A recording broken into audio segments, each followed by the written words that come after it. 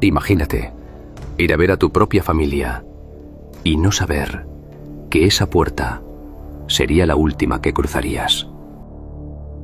Julio de 2020, Villa Alemana, Chile. Una adolescente de 16 años sale de su casa. Su nombre era Ámbar Cornejo. No era una salida cualquiera, iba a ver a su madre. Había una razón, una promesa y algo que debía resolverse. Pero también había algo más. Ámbar tenía miedo, no de la calle, no de desconocidos, de alguien que ya conocía. Un hombre con un pasado que no debía ignorarse, un nombre que ya había estado vinculado a la violencia. Aún así, fue. Entró a una casa y nunca volvió a salir. Las primeras horas parecían una desaparición, pero algo no encajaba. Las cámaras mostraban el ingreso, pero no la salida, y las versiones no coincidían. Mientras tanto, la búsqueda crecía, marchas, mensajes y personas cercanas pidiendo justicia. Pero dentro de esa historia había algo que no se decía, porque esto no fue un error, fue una decisión, tomada con tiempo, y ejecutada en el mismo lugar donde debía sentirse segura. Pero también hubo errores, movimientos registrados, compras sospechosas y una verdad que no pudo ocultarse. En el estrado, Denise intentó pasar por víctima, pero los mensajes la hundieron. Una madre que acaba de ver morir a su hija no escribe: "Te extraño, besitos al asesino". Aquí no hubo una mujer sometida, hubo una sociedad criminal. Lo que parecía una reunión familiar terminaría revelando algo mucho más oscuro. Porque en esta historia, el peligro no vino de afuera. Y cuando todo salió a la luz, ya no había forma de negarlo. Porque en este caso, nada es lo que parece. Relatos criminales. El caso de Ámbar Cornejo.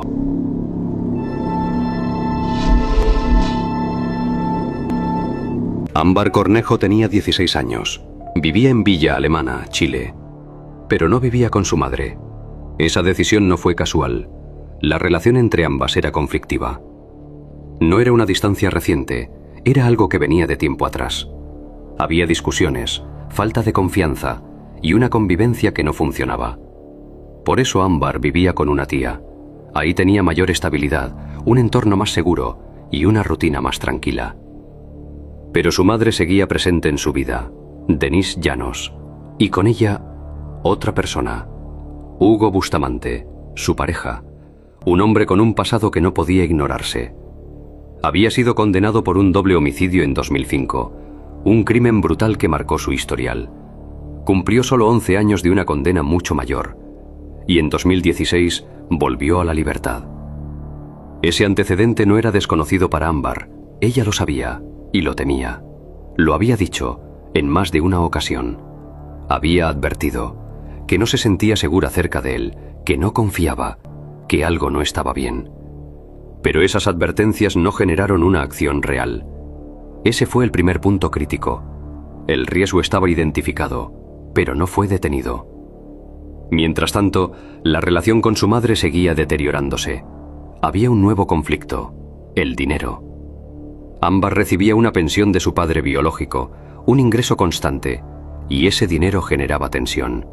Su madre quería controlarlo, tener acceso completo, sin que Ámbar interviniera.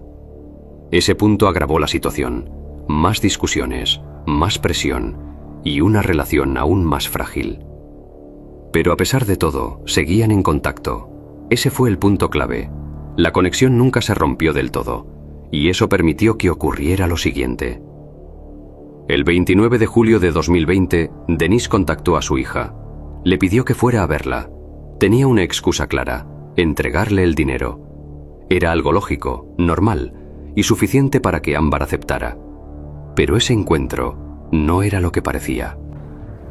Para Denise, su hija no era alguien a quien proteger, sino un estorbo que se interponía entre ella y su obsesión por Bustamante. Ámbar le advertía: ese hombre es un asesino, pero Denise prefirió odiar a su hija antes. El contexto estaba definido: advertencias, conflictos y un entorno donde el peligro ya estaba presente. Pero no fue detenido. Y esa decisión lo cambiaría todo. La mañana del 29 de julio de 2020, Ámbar tomó una decisión. Aceptó ir. La razón parecía clara. Su madre la había citado, había dinero de por medio y una conversación pendiente. No había señales visibles de peligro. Era un encuentro familiar, algo que en apariencia no generaba sospecha. Alrededor de las 9 de la mañana, Ámbar llegó a la casa ubicada en la calle Covadonga, un lugar conocido. No era la primera vez que estaba ahí. Sabía quiénes estaban dentro. Ese fue el punto clave, la confianza. Las cámaras de seguridad registraron el momento. Ámbar entrando a la vivienda, con normalidad, sin resistencia, sin señales de alerta. Ese fue el último registro. Nunca salió. Las horas pasaron. No hubo llamadas, no hubo mensajes, no hubo ningún tipo de contacto. La ausencia comenzó a notarse rápidamente. Su familia reaccionó, inició la búsqueda, denunció la desaparición y comenzó a hacer preguntas. ¿Dónde estaba? ¿Con quién había estado? ¿Por qué no respondía? Las respuestas apuntaban a un solo lugar, la casa de su madre, y a las personas que estaban dentro. Mientras tanto, algo más ocurría. La reacción de Denise Llanos llamó la atención. No fue inmediata, no fue urgente, no había desesperación, pero sí presencia. Participaba en la búsqueda, aparecía en medios, pedía ayuda, pero había una diferencia. Su comportamiento no coincidía con lo que se esperaba. No era una reacción impulsiva, era controlada. Ese detalle no fue determinante en ese momento, pero quedó registrado y sería importante después. Mientras tanto, las cámaras seguían siendo clave. Confirmaban algo simple, pero definitivo. Ámbar había entrado, pero no había salido. Ese fue el punto de quiebre, porque redujo el caso a un solo lugar y a un solo momento. ¿Cómo pudo una madre hacerle eso a su propia hija? Verla en televisión pidiendo justicia por Ámbar, mientras en su interior conocía la verdad. Incluso intentaron ocultarlo, cubriendo el lugar con pintura. Yo no entiendo. La desaparición dejó de ser abierta. Se volvió dirigida. Todo apuntaba al mismo punto. Pero la verdad aún estaba oculta. Y lo que había pasado dentro estaba a punto de ser descubierto. Después de que Ámbar entró a la vivienda, la situación cambió por completo. Ya no era una visita, era una trampa. Dentro estaban Hugo Bustamante y Denise Llanos. Ambos sabían que ella llegaría. Ambos estaban presentes. Ese detalle fue clave. No fue un encuentro que se salió de control. Fue algo que ya estaba previsto. Ámbar fue reducida, sin posibilidad de escapar, sin ayuda externa, en un espacio cerrado donde no podía defenderse. Ahí comenzó la agresión. La violencia fue directa. Según la investigación, Bustamante ejerció el control físico principal. La sometió, la golpeó y la mantuvo bajo dominio. Pero no estaba solo. Denise no se retiró, no intervino para detenerlo, no buscó ayuda. Permaneció ahí. Ese fue su rol: presencia, complicidad y participación en lo que estaba ocurriendo. Ese punto fue determinante en el juicio. La agresión continuó. No fue un momento inmediato, fue una secuencia. El ataque escaló, hasta provocar la muerte por asfixia. Ese fue el resultado final, pero el crimen no terminó ahí. Después comenzó el ocultamiento, y aquí el rol de Bustamante fue clave. Decidió no sacar el cuerpo de la casa, lo mantuvo dentro. Ese fue el método: modificar el entorno. El piso de una de las habitaciones fue intervenido, se levantaron tablas, se generó un espacio oculto. Ahí ocultó el cuerpo tras desmembrarlo. Luego se cerró nuevamente. Se aplicaron materiales para disimular la intervención: cera, pintura y acabados que ocultaban cualquier cambio. El objetivo era claro: que nadie lo detectara, que la casa siguiera pareciendo normal. Y mientras eso ocurría dentro, afuera se construía otra historia. Búsqueda, marchas y la participación activa de la madre. Ese contraste fue uno de los puntos más impactantes. Pero el plan tenía fallas. Las cámaras mostraban el ingreso, las compras posteriores no coincidían con la versión, y la presión social aumentaba. Ese fue el quiebre. El 6 de agosto de 2020, 8 días después, Denise habló. señaló lo ocurrido, indicó el lugar y permitió el ingreso de la policía. La PDI intervino la vivienda, levantó el piso y encontró los restos. Ese fue el momento final. La desaparición terminó y el crimen quedó expuesto. El piso de madera los delató. La cera roja estaba demasiado fresca y pegajosa. Al levantar las tablas encontramos contenedores plásticos a solo centímetros de profundidad.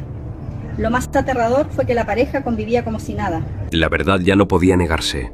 Lo que ocurrió dentro de esa casa finalmente salió a la luz. Y con ello, el caso cambió para siempre. Con el hallazgo confirmado, la investigación dejó de tener dudas. Ahora la pregunta era otra. ¿Por qué? La respuesta no fue simple. No fue un solo motivo, fue una combinación. Primero, el conflicto personal. La relación entre Ámbar y su madre estaba completamente deteriorada. Había discusiones constantes, distancia emocional y una convivencia imposible. Ámbar no confiaba en Hugo Bustamante, le tenía miedo, lo había dicho. Ese rechazo generaba tensión dentro de la relación de la pareja. Pero había algo más: el dinero. Ámbar recibía una pensión de su padre biológico, un ingreso constante, y ese dinero se convirtió en un punto clave. Denise quería controlarlo, tener acceso total, sin depender de su hija. Ese fue el segundo factor, y el más determinante: eliminar el problema. Esa fue la lógica. La investigación estableció que el crimen fue planificado, no fue impulsivo. La cita, el momento, el lugar, todo estaba definido. El rol de cada uno también. Hugo ejecutó el crimen, Denise participó. No fue una testigo, no fue una persona pasiva. Estuvo presente, no intervino y ayudó a sostener lo ocurrido. Ese punto fue clave en la sentencia. Las pruebas fueron contundentes: cámaras de seguridad, geolocalización de celulares, compras de materiales para ocultamiento, evidencia biológica. Todo coincidía. No hubo margen de duda.